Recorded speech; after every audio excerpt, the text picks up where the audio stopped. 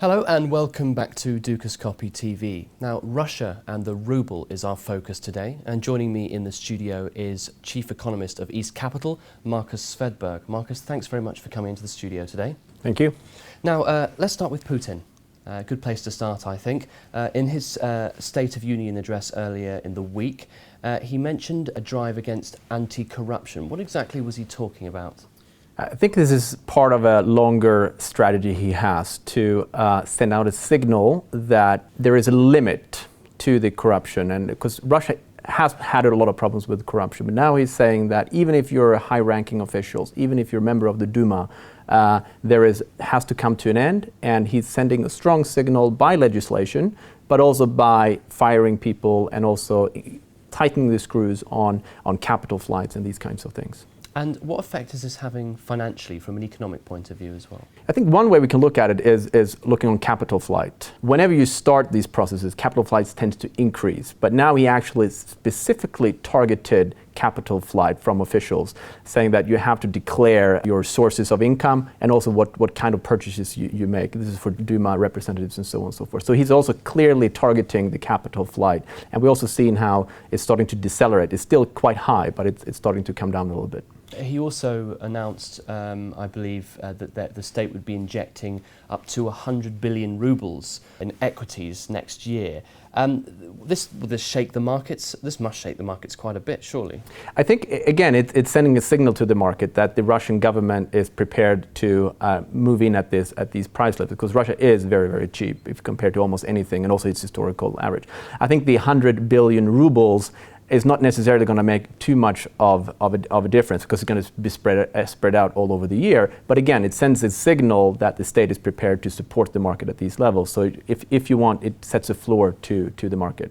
What's the long-term effect when Putin announces these measures? You know, we've heard, well, perhaps similar types of speeches where, similar to what we've seen in China as well, where there's been vows to change this, vows to improve this, to make this more transparent. From East Capital's point of view, is this something that has, have you stood up and really taken notice of this speech?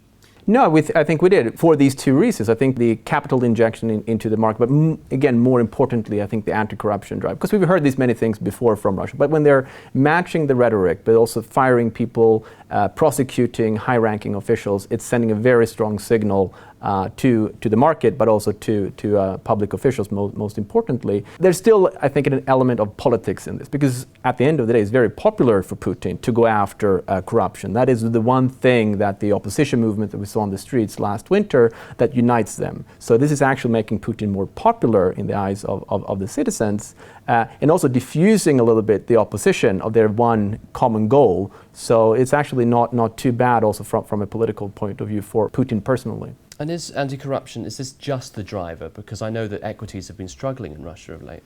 I think governance in general, both corporate governance and, if you want, political governance, is the major discount factor for Russia, because it's trading at a 50% discount to other emerging markets, which also, frankly, have problems with corruption and so on. But it's perceived to be worse in Russia, and by targeting this, I think it will help to revalue the Russian equity market. And do you see more interest in Russia in the coming year, because perhaps some of the Western papers, they maybe not pay too much attention to what necessarily always happens in the east side of the world as much as in the west. Do you see new things for Russia, if you like, in 2013? At least we're seeing from what a lot of large investment houses are saying. They like Russia. They have buy recommendations on Russia.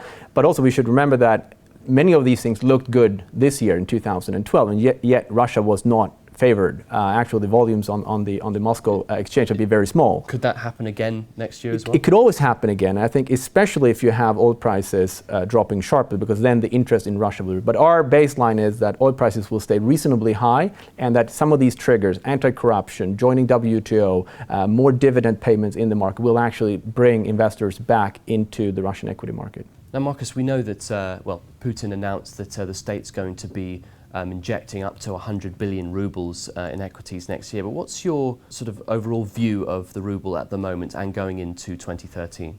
I actually think the ruble will stay fairly flat. I don't have a strong view on either side of where it's trading right now, around 30 to the dollar. Because on the one hand, you will see these equity inflows, more interest in the equity market. You may actually also see less capital outflows, as I mentioned. But on the other hand, I think oil price is coming down a little bit, and that should put a limit on the upside on the ruble. So my guess is it will stay fairly flat, maybe appreciate a little bit, but it shouldn't be much movements there. Okay, thanks for that, Marcus. Just finally, before you go, we've got the Dukascopy TV question. There's a list we have here on the screen of asset classes: real estate, equity, bonds, gold, cash, oil. Now, I know we've just been talking about equity, but if you had $1 million right now, where would you invest out of those? I think it's fairly easy. I would put most of it in equities. Maybe also a little bit sliced for emerging market fixed income. It has been a trade for this year, but I think that will extend into next year. If anything, I think 2013 will be characterized by a reversal of this flight to safety that we saw during basically the last 2 years. So equities primarily, but maybe also a little bit for EM debt. Well, you're not alone, Marcus. A lot of people choosing equity. Thank you very much for coming in to the studio today. That's all we've got time for this week on Dukascopy TV. Stay with us, though, next week, where we'll continue to bring you updates and exclusive interviews. But until then, have a great weekend. Goodbye.